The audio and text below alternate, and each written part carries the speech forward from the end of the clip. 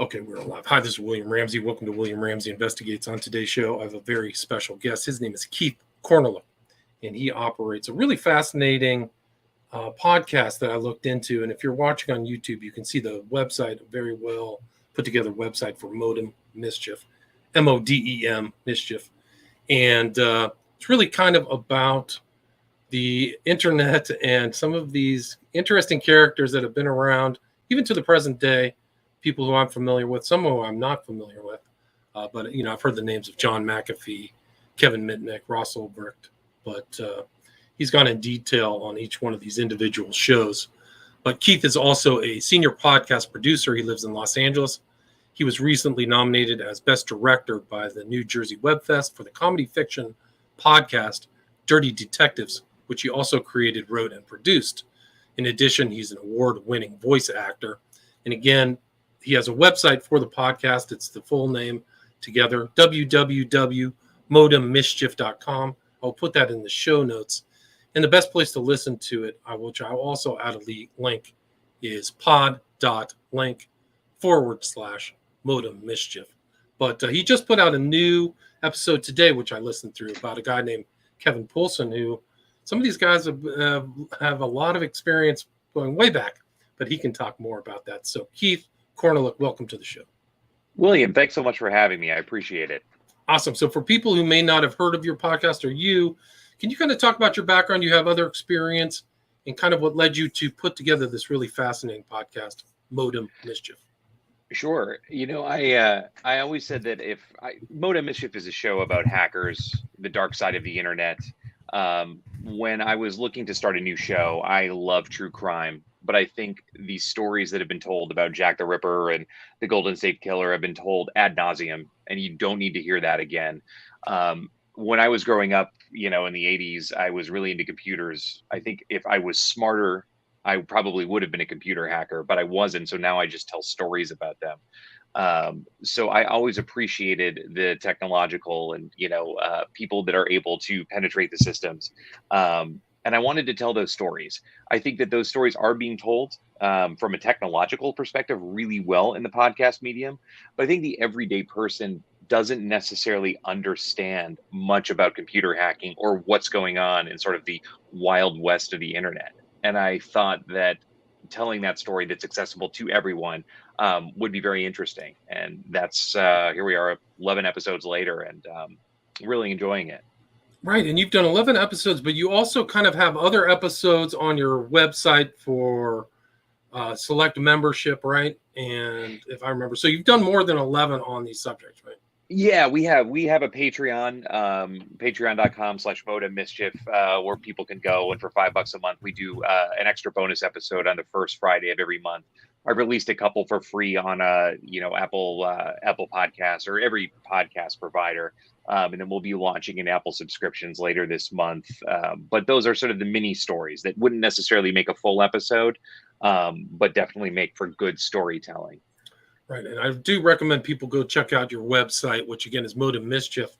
So you kind of go back to some of these really earlier hackers or people involved in, the kind of underbelly, like you said, of the internet. Can you maybe talk about a few of those cases? Some people might be familiar with some, but I wasn't familiar with like Legion of Doom, Lizard Squad, Soup Nazi. Maybe you can just kind of go through a little retrospective of your earlier podcasts.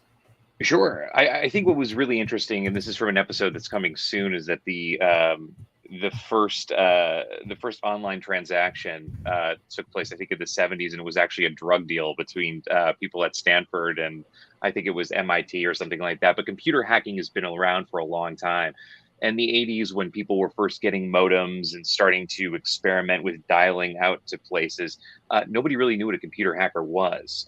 Certainly not the United States government. I mean, you could log into NASA and the password was password. Los Alamos nuclear facility, I think their password was also password. So there were a lot of, teenagers that were interested, that maybe weren't as social, in high school, who were, dialing out at night and exploring and seeing what was out there. And so the 1980s really represented sort of the dawn of the hacker age. You had people like Kevin Mitnick, who was maybe more of a social engineer than a computer hacker, and that he was getting into systems by sort of faking his way in. But he was one of the first people who was convicted, served real time, got real sentences, and now, of course, runs a publicly traded company. A lot of these guys end up in computer security. You know what I mean? The people that were once hacking you are the ones keeping you from being hacked. It reminded me of like Frank Abagnale, who was that guy who was always kind of weaseling around. So these guys were like that, and then they turned around and just became part of the defense as opposed to attack. Sorry. Yeah, for the most part, that's true, and they're absolutely fascinating people. There are a few people that still continue to be on the wrong side of the law. Albert Gonzalez still serving time for biggest credit card fraud case in the history of the United States government. But yeah, it's really interesting that a bunch of teenagers in the 1980s, you know what I mean, while the rest of us were watching Double Dare on television, were getting all these secrets and hacking into NASA and things like that. Right. And McKinnon himself, maybe you can talk about McKinnon, because he really freaked people out, right? About how deep he got into some defense systems. He really did. And Gary McKinnon is a fascinating story, because I don't think Gary McKinnon ever really had any malevolent aspirations whatsoever. He hacked into NASA because he was on the search for aliens living here. He thought that there was a moon base where aliens were operating out of, that the United States government was hiding aliens, and he hacked in using he hacked into the system and installed a remote access program that allowed him to poke around all over NASA. And just as he thought he was getting proof, someone came in and sort of caught him in the act. And it was really interesting because well, yes, it's illegal to hack into, NASA. He really wasn't doing anything wrong. A lot of these hackers, William, for the most part, are just on the search for information. They're just trying to figure out what's going on. No one's really trying to, crash a spaceship in the case of Gary McKinnon. He just wanted to see if aliens were real. Misguided, sure, but, not necessarily something that you want to put a guy away for. But I think, if he ever left the United Kingdom, Gary McKinnon, came to the United States, very likely the United States government would put him away for life just for seeking information. Right. I mean, that was a huge thing. I mean, I think there was a real attempt to really get him, and I don't remember how it ended up, but there was also kind of an overlap with the UFO community too, because did he find proof, or I can't remember. I think he came really close. I think he says he has proof, but didn't really have any. And, he's running an SEO company now out of Britain, and, and doing fine. And it certainly took a toll on his mental health. I can only imagine being pursued by the United States government. Right. But I mean, that's one of these fascinating stories that these guys can do on the internet. And I learned a lot from your show about John McAfee, who passed away in Barcelona or in Spain. I mean, I didn't know all of his background. Can you talk a little bit about him too, about how he was really something else of a character?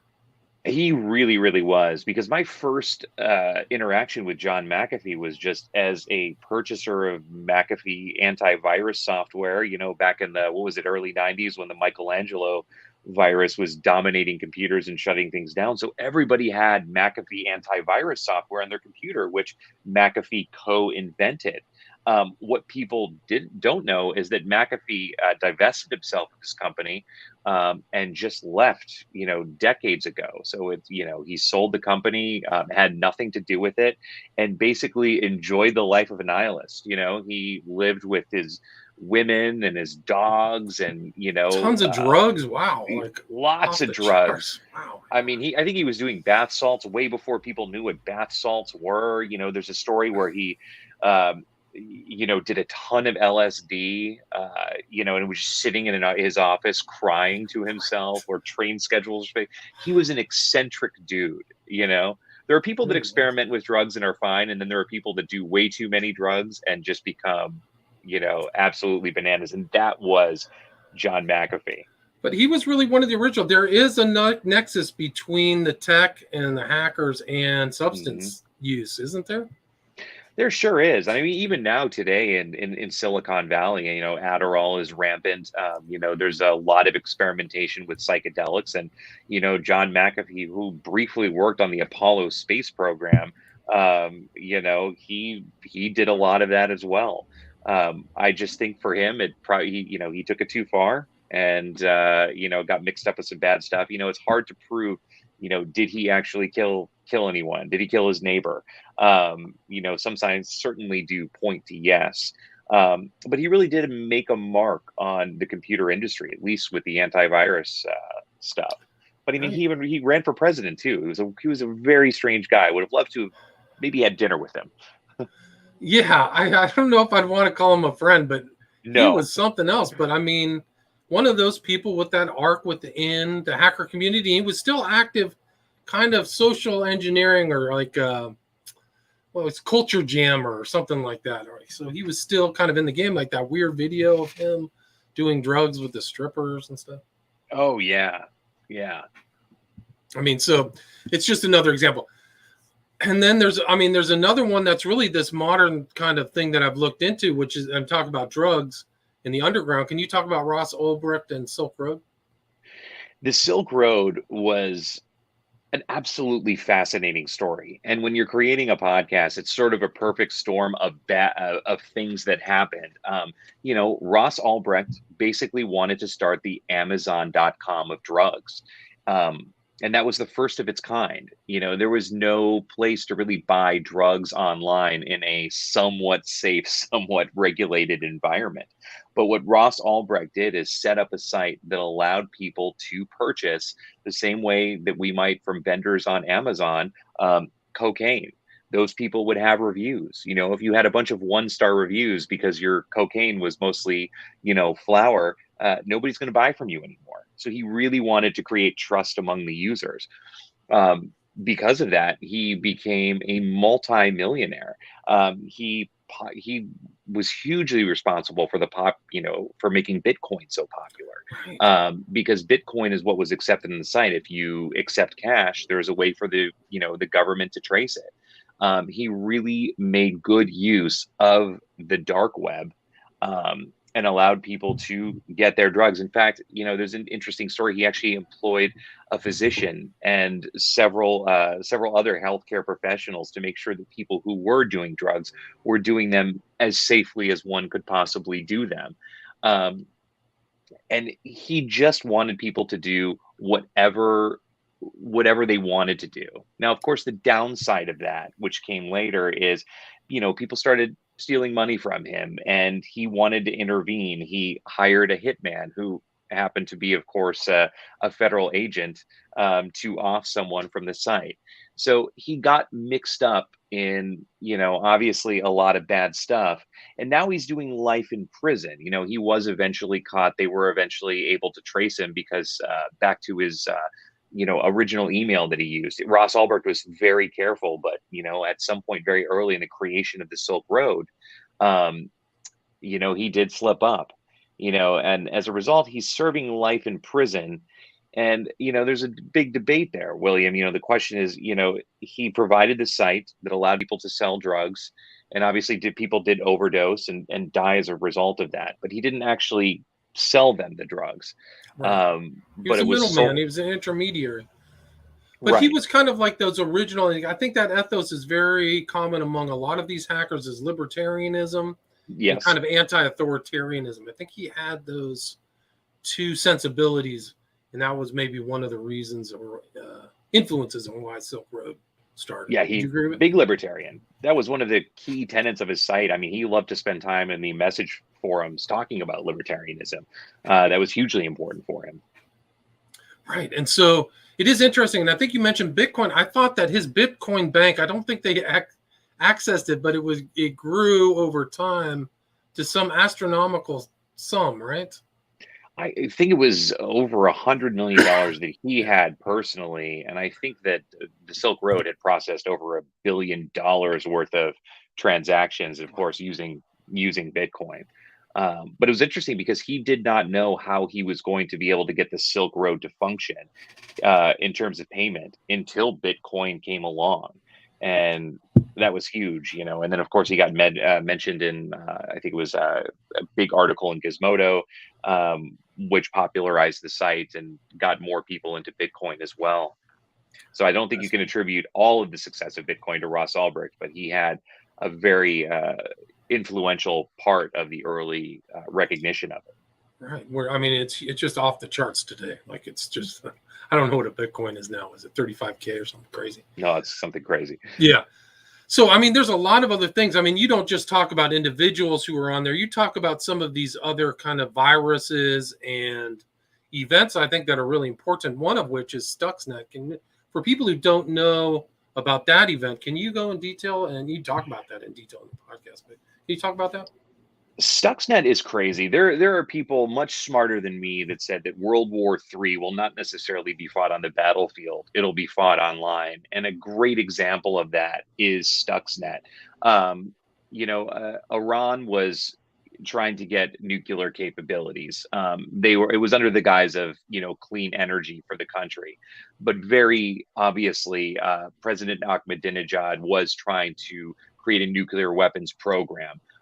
Which would pose a huge problem for that area of the Middle East. I mean, specifically to Israel. So we're doing a podcast on this shortly, but Unit 8200, which is the technology sort of cyber warfare division of Israel and the NSA, so working with the United States, developed a computer virus. And that computer virus effectively slowed down their nuclear enrichment and also sped it up.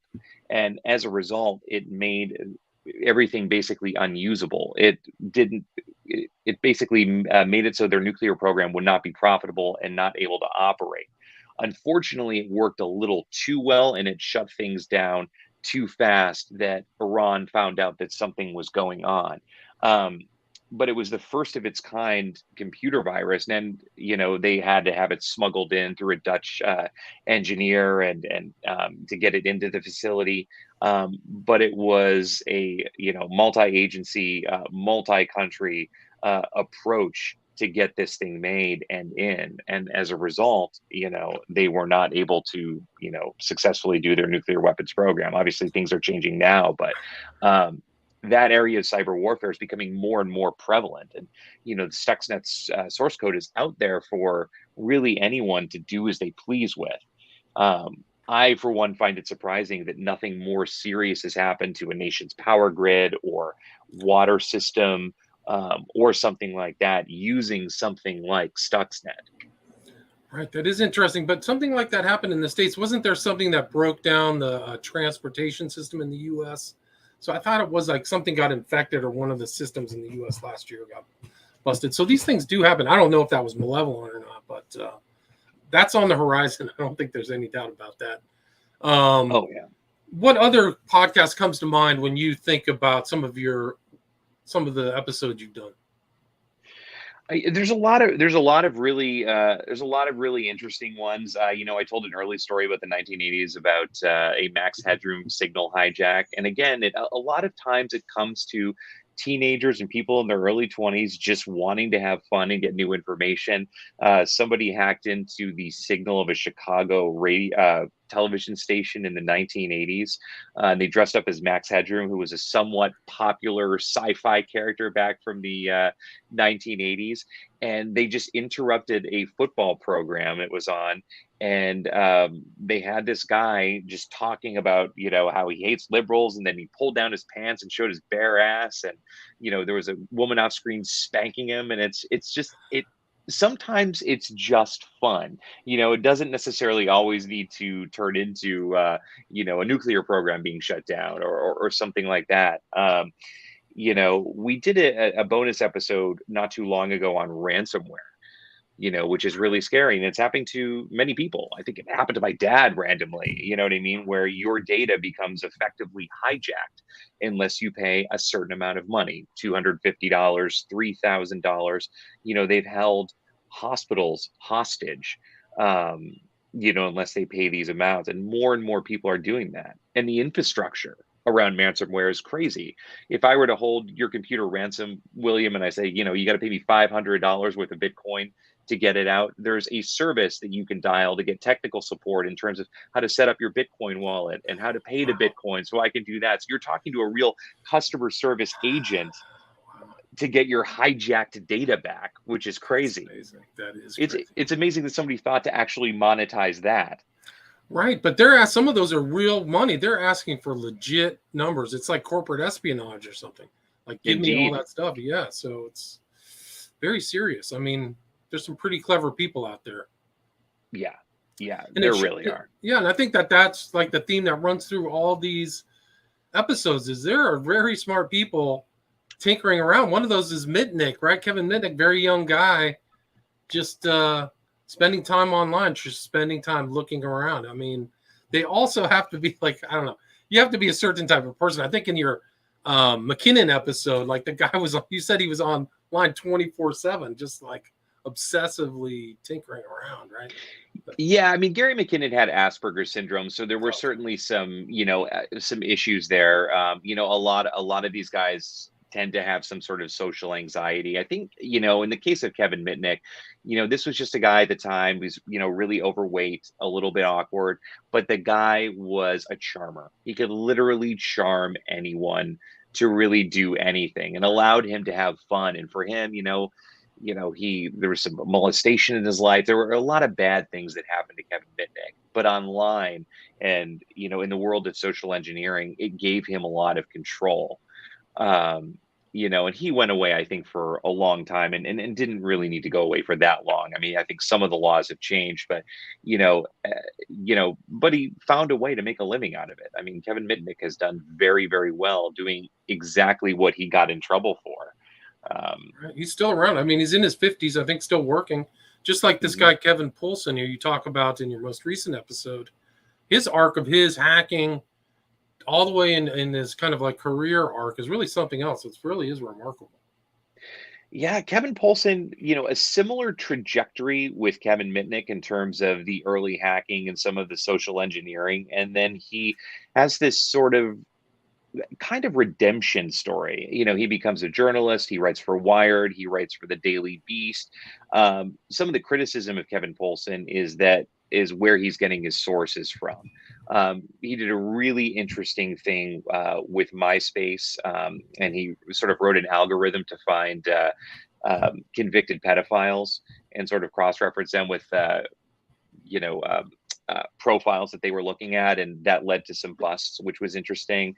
Then there was the issue of I'm sure you remember, I think it was last year or the year before, someone posted a video of Nancy Pelosi, and they slowed down her speech, so it made it sound that she was slurring, but they did it in such a way where it didn't make her voice go lower, so it legitimately sounded like she was having some sort of real senior moment. Or drunk, and it was just right? or drunk, and it was just some guy, you know what I mean? Yeah, he was a Trump supporter, but he's just some guy, having fun. And Kevin Poulsen used his sources at Facebook to find out who that was, and he effectively doxed him. Look, you could debate whether or not the video should have been put out in the first place, but the reality is that, is a guy, and when you dox someone online for doing something that half the population thinks is bad, there's going to be a lot of really poor repercussions.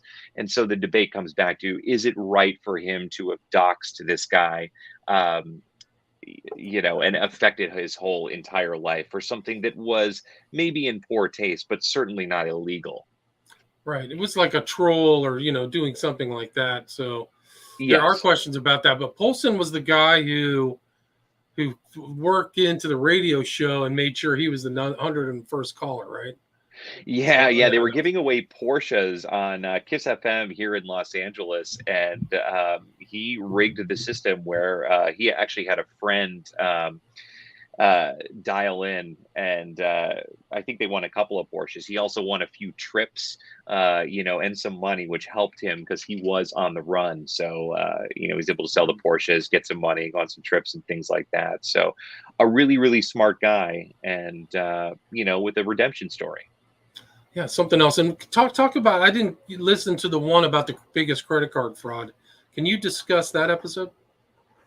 Yeah, that was Albert Gonzalez, aka Soup Nazi, and that was a really interesting guy because he was really in it for the money.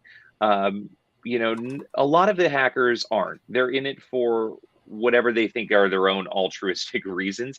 But Albert Gonzalez was really interested in money, and he started online purchasing credit cards, taking cash advances from those credit cards and debit cards, and allowed him to sort of live the high life. He was in Miami, he was doing lots of drugs, having lots of fun, hacking at night. And then eventually figured out a way to hack into credit card systems.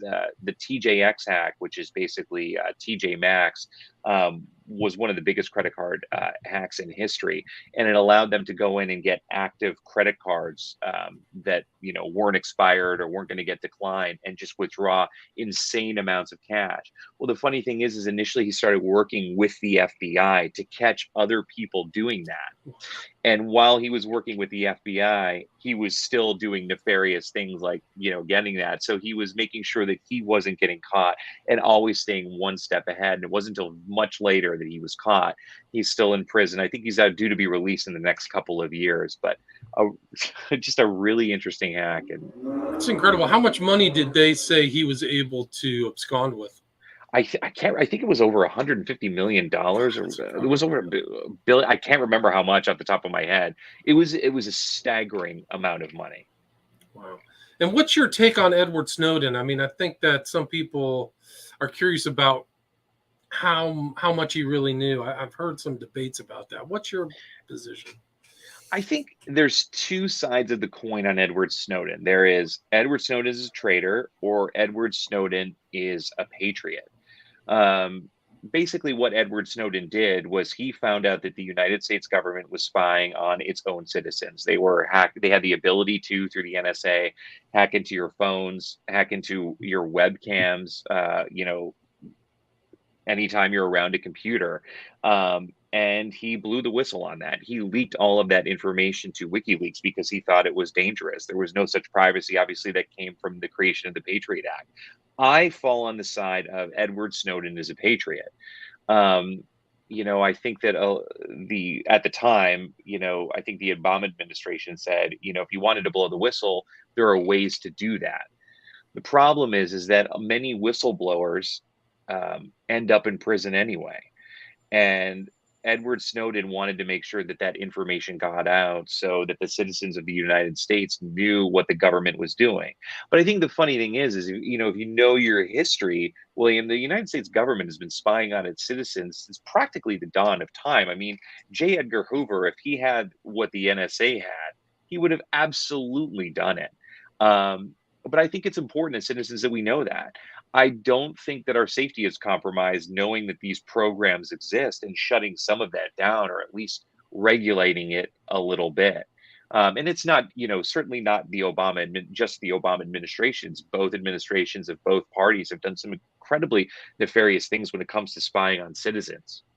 But at the end of the day, I do think Snowden is a patriot. I hope one day he'll be pardoned. I think he deserves it, or maybe get a very light jail sentence for stealing information, but certainly not the life in prison situation, or even I think some people wanted him executed. I certainly would not be in favor of anything like that.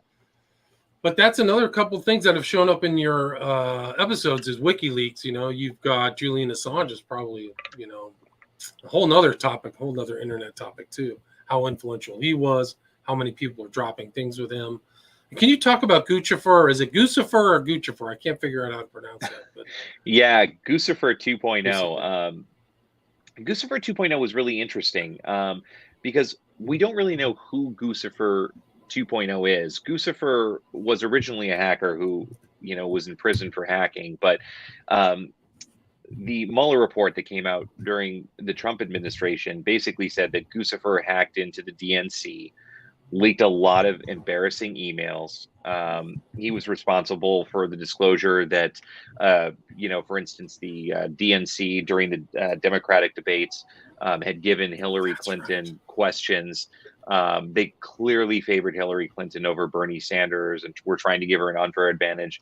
Whether or not she would have won anyway, is a a different discussion for a different day. But the Mueller report basically said that it was Russia that was responsible for Guccifer 2.0, which hacked into the DNC. There's a lot of debate around that, and we'll never know for sure. All evidence certainly points to Russia hacking into the DNC and disrupting the election. They were certainly, Russia and China, doing a lot of that. They've been doing that for quite some time, not just in the Clinton-Trump election, certainly in the last one as well. So they're always up to no good. But what I think Guccifer 2.0 did was really sow distrust in the American electoral system. And I think any major government would be interested in doing that to another government. And certainly Russia and China, have a lot of interest in disrupting, the United States government. And that's effectively what they've done. Interesting. Yeah. And I mean, I thought that wasn't, somebody asked in here, I think it's Lee Veltman asked, Kim.com, wasn't he involved in that too? Did you remember that in 2016? Yeah, we actually have a Kim.com episode coming up in a few episodes. Kim.com, we mentioned him in our Lizard Squad at Christmas Hack. It was sort of our Christmas special, my gift to the listeners of Modem Mischief. But that was a bonus episode we released for everyone, so it's available anywhere you listen to podcasts. Basically what they did was they took down the Sony PlayStation Network and Xbox Live on Christmas Day. So everybody who got a new game or a new system for Christmas couldn't use it. And Kim.com, who was a big gamer himself, ex-computer hacker, but really just sort of a showman, entrepreneur, big presence. I mean, he's a big guy, like 6'6", 300 pounds. He offered essentially the equivalent of real money to get this hacking group to stop taking down the system. They launched a denial of service attack on both networks. And, if you were a kid or an adult who loves to play video games, that was a very sad Christmas day for you. Right. You got to spend time with your family instead, which is a big bummer. Yeah. Wow. You got to actually talk to your family. Wow. And so there's just so much material. Like, we really do live in a network world. And I remember I'm old enough to remember the original modem where you had to take your phone and there were two little circles and you shoved it in there. Oh, yeah. And, I mean, that was high technology. And when I was a kid, we used to kind of play games on that. But I mean, we've come so far. I mean, what do you see as you talked about some upcoming podcasts. What else do you think you'll be talking about in the future? Any themes or individuals or stories come to mind? Yeah, I think we're going to get a little bit deeper into how governments are getting involved in the whole process of hacking and disruption of other countries.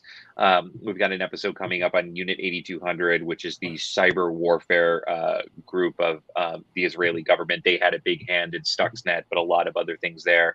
We're going back again to the 80s in our next episode coming out 2 weeks from today. Talk about the 414s, which is a group it was kind of like the first teenage hacker gang. Milwaukee, Wisconsin kids, good kids, ate club sandwiches after Boy Scout thing, but hacked into the Los Alamos nuclear facility.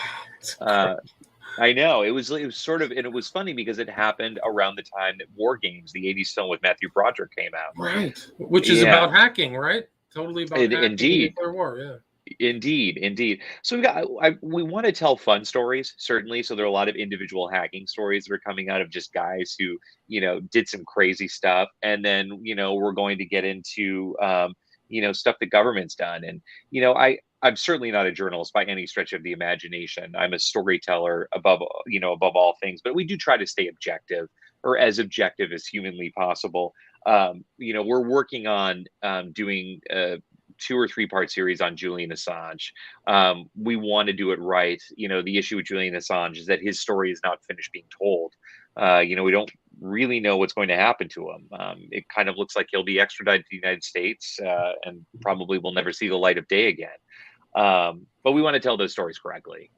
We want to have fun with the show. And we also want to sort of warn people about what's possible out there. So we'll tell some stories about, nefarious things that happen as well.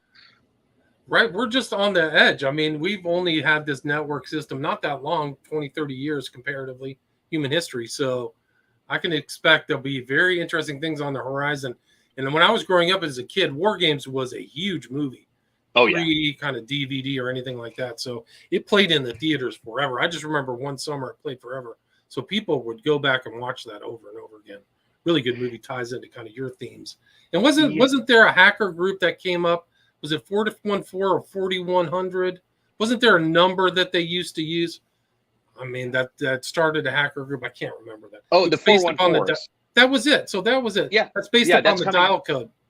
Yeah, it's the Milwaukee area code. They said that their street gangs would put up their they were the 26th Street Gang or whatever it was. Well, they ruled the phone lines of 414. So that's episode's coming out 2 weeks from today.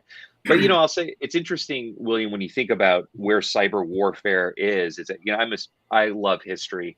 Right now I'm watching some stuff on World War II, and just imagine if someone like Adolf Hitler had these cyber warfare tools that are available now, the destruction that could have been done with a click of a mouse, you know what I mean, or a click of a keyboard.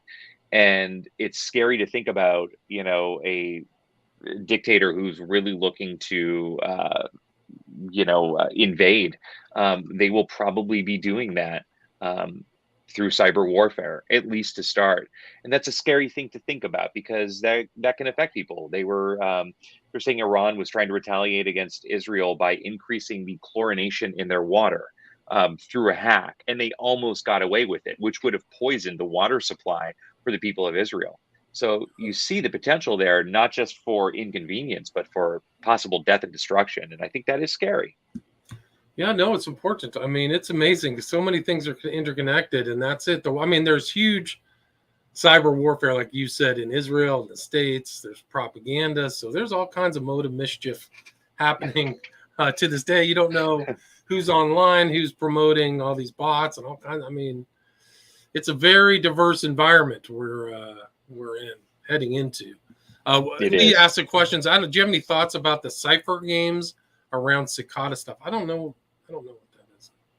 Lee, I appreciate the question. I have no idea what in the Sam hell you're talking about, but I'll certainly look it up. And if there's some stuff there, we'll love to make an episode around it. Well, we're at 37 minutes, Keith. Do you have anything you'd like to add? Anything I missed? Any way you want to kind of wrap it up or bookend our discussion? No, this was a lively discussion. I certainly appreciate you having me on to talk about cybercrime. I think it's an important subject, and certainly one that's very interesting. Yeah, no, I think it's a very important subject, very interesting. A lot of history, a lot of computer history there. Let's see. There's a question for you. Would the U.S. government make crypto illegal? Do you have any thoughts on that? Gameplay, I think that's a great question. I think they would certainly like to. It's amazing what countries are able to lock down. If you look at the censorship in China and all the things that they'll be able to lock down, will the United States do that with cryptocurrency? I'm sure many people smarter than me could figure out a way to do that. I think it's looking that way, but then there have been reports out that the United States is working on making our currency on the blockchain and going completely digital there because of the cost of how much it costs to print money. I don't know ultimately that they'll be able to. I think they would like to, but I think they see that the future is probably on the blockchain.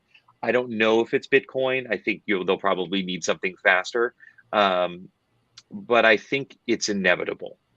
And every government, especially the United States government, has always been averse to change. But I don't know that it's something that they'll actually be able to make illegal. But they'll certainly make it easier to tax. There's no doubt about that. Gotcha. And where's the best place to reach you? Like your website, you have a contact information if anybody wants to reach out to you for any questions. You can go to modemmischief.com. If you go to contact, you can send a message. I'll receive that. The show is independently produced. I do work with the team, but it's something that I do. So I answer all my email.